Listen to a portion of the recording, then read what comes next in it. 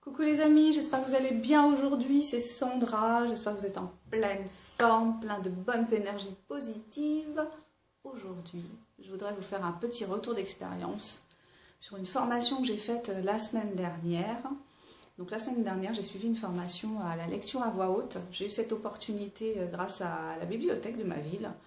Il y a quelques semaines, quand j'y suis allée, on m'a dit qu'un stage était organisé et on m'a demandé si ça m'intéresserait d'y participer.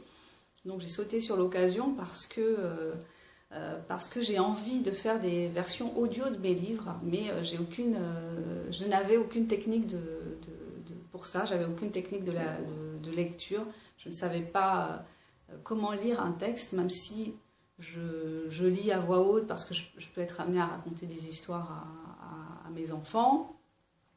Je peux, surtout quand j'écris, quand j'ai fini à une certaine étape de mon travail d'écriture, au moment de la relecture, je lis beaucoup à voix haute parce que quand on lit ces textes à voix haute, ça permet de prendre conscience de certaines incohérences, ça permet de prendre conscience des répétitions, ça permet de prendre conscience de la présence de mots superflus. Enfin, voilà, donc je lis à voix haute effectivement, mais je n'ai pas de technique de lecture. Et c'est vrai que je fatiguais beaucoup quand je lisais à voix haute. Et depuis que j'ai suivi la formation, je sens que je peux lire plus longtemps en fait. Parce que j'ai appris certaines techniques, enfin comment découper un texte, comment découper le texte, à quel moment respirer. Donc cette formation, ça a été une agréable surprise parce que au départ, je me suis dit c'est une formation qui est organisée par la ville. Et en fait, c'est pas ça. La formation, elle est organisée par la communauté d'agglomération. Donc moi, ma ville dépend d'Est Ensemble. Et bon voilà, l'idée qu'on a sur quelque chose de gratuit qui est offert, on peut se dire bon, ça va pas être ça va peut-être pas être d'une grande qualité. Et en fait, c'était totalement l'inverse. On a eu pendant toute cette semaine une formation de très très grande qualité avec un très haut niveau d'exigence. Et c'était vraiment une belle surprise. Donc la formation, elle a été animée par un professeur, un comédien, donc formateur qui s'appelle Patrick Palmero, qui travaille à une compagnie théâtrale qui s'appelle Les Tréteaux, qui se trouve à Aubervilliers. Et Patrick avait un très très haut niveau d'exigence par rapport à nous, des amateurs, et du coup il nous a vraiment tiré vers le haut, nous a incité à travailler à vraiment être très investi, et ça s'est ressenti pendant toute la semaine et puis pendant la représentation du coup, parce ça a débouché sur une représentation. Donc pourquoi ça a été organisé ça? En fait c'est dans le cadre de la commémoration de la fin de la Première Guerre mondiale. Voilà, c'est pour commémorer l'armistice, et le thème autour duquel on s'est articulé, c'était l'armistice à travers des lectures de poèmes, à travers des lectures d'extraits de romans et d'extraits d'articles de journaux. Alors qu'est-ce qu'on a appris cette semaine? Qu'est-ce que j'ai appris? J'ai appris à chercher la respiration d'un texte, à comprendre comment le découper, enfin des prémices, je dirais, pour apprendre à découper un texte. Il faut évidemment de l'entraînement pour que ça se fasse de façon plus naturelle. On a fait aussi un gros travail sur la respiration. On a fait un travail de relaxation aussi, sur la relaxation. On a fait un travail sur l'articulation.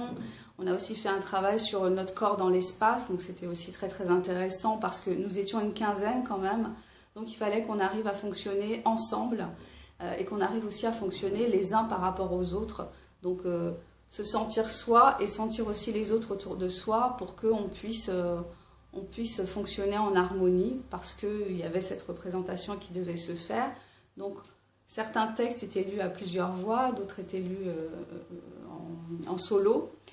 Donc dans les textes à plusieurs voix, il fallait trouver l'équilibre, que chacun puisse intervenir au moment où il devait intervenir, que les voix s'accordent entre elles. Ce qui était intéressant, c'est que quand on fait un bilan de la formation, on s'aperçoit que que le professeur, que Patrick Palmero a fait un gros travail je dirais d'empathie en fait, parce qu'il nous a senti, il nous a attribué des textes en fait qui correspondaient, finalement on s'est aperçu qu'ils correspondaient vraiment à notre personnalité, à ce qu'on dégageait, donc c'était assez, c'est un petit côté un peu, le mot qui me vient c'est mystique, mais c'est pas vraiment mystique, c'est quelque chose d'un peu, oui c'était, il y avait un peu de magie ou je sais pas, quelque chose comme ça. Bon, en tout cas, voilà, c'était une super expérience, je suis vraiment contente d'avoir fait ça. Si vous avez l'occasion de faire un stage de lecture à voix haute, faut vraiment pas hésiter, parce que ça apporte énormément je pense que ça va m'apporter énormément pour mon travail, mes prochains travaux d'écriture.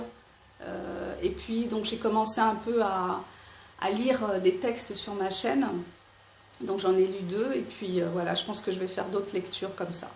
Voilà, c'était ça que je voulais partager avec vous aujourd'hui. Mon ordinateur fait un bruit d'enfer, j'espère qu'on n'entend pas trop. Donc je me présente pour ceux qui ne me connaissent pas et qui sont arrivés jusque là. Je suis Sandra Ganneval, je suis écrivain indépendant. Mon objectif en faisant cette chaîne, c'est quoi? C'est de partager avec vous des réflexions sur l'auto-édition, sur la lecture, sur l'écriture, faire des lectures désormais sur ma chaîne.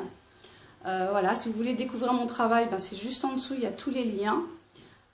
J'ai sorti lundi mon nouveau bouquin, donc je vous invite à le découvrir. Ça s'appelle La téléportation est un sport de combat. Il y a 2 tomes, donc n'hésitez pas, ils sont en promo au moins jusqu'à la fin de la semaine prochaine. Je vous embrasse, je vous souhaite une excellente journée et je vous dis à bientôt pour une prochaine vidéo. Bye bye.